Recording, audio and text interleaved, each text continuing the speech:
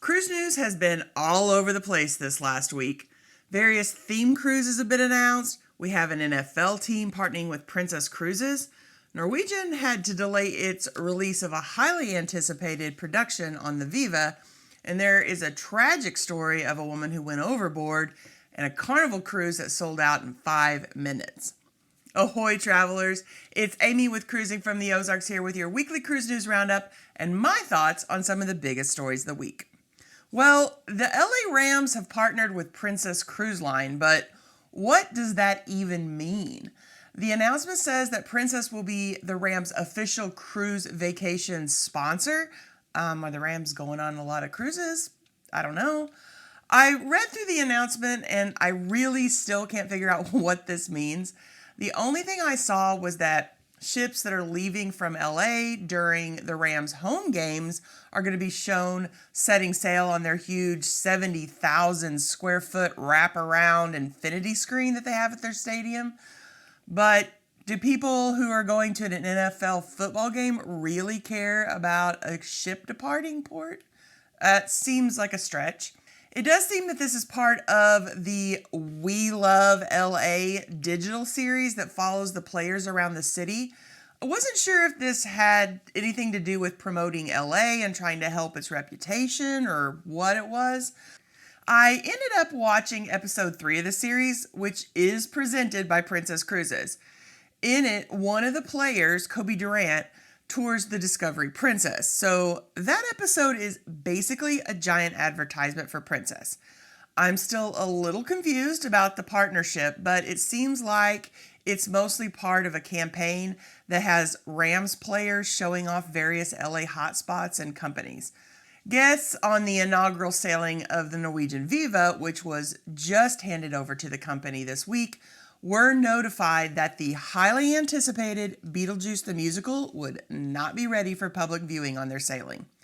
The line cited delays in production, but nothing specific was mentioned. I mean, obviously it's delays in production, so I don't know that that was a very good explanation. Honestly, I could see myself choosing the Viva over another ship with a similar itinerary solely because it has Beetlejuice as a draw.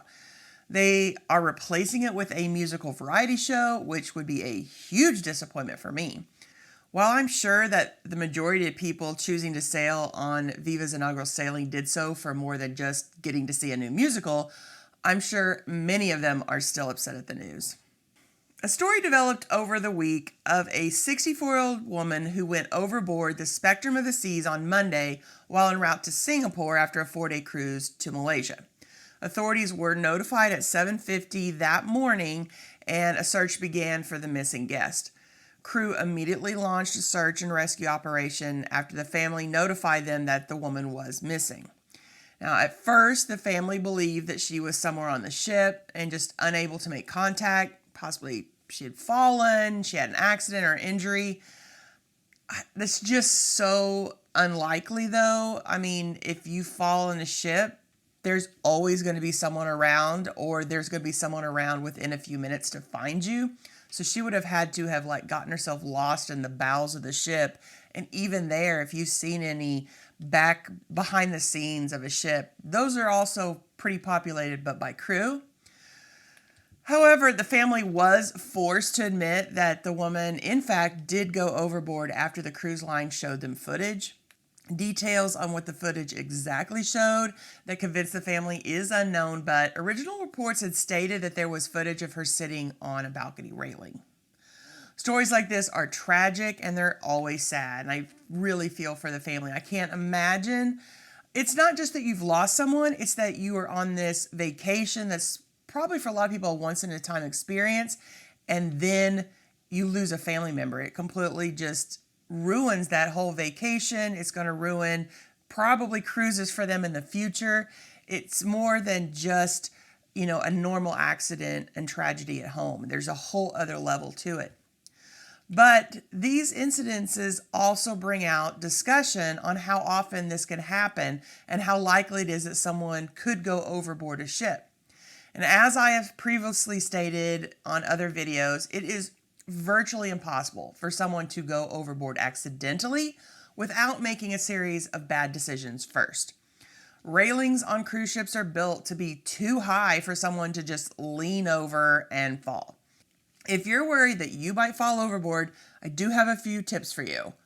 Don't drink so much that you become a danger to yourself, and don't climb on railings to get that viral photo or video.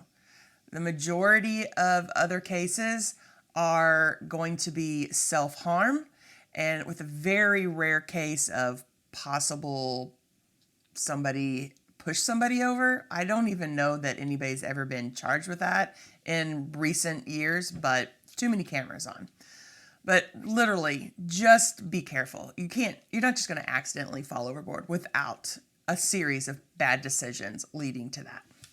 Carnival sold out a special cruise in 5 minutes, but how and why?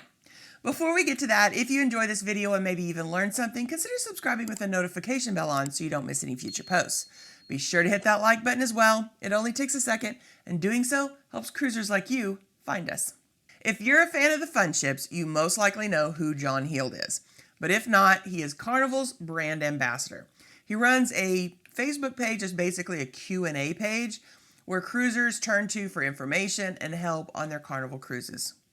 John can often be found sailing inaugural cruises, but he also hosts what are called FFS cruises, for fun's sake cruises.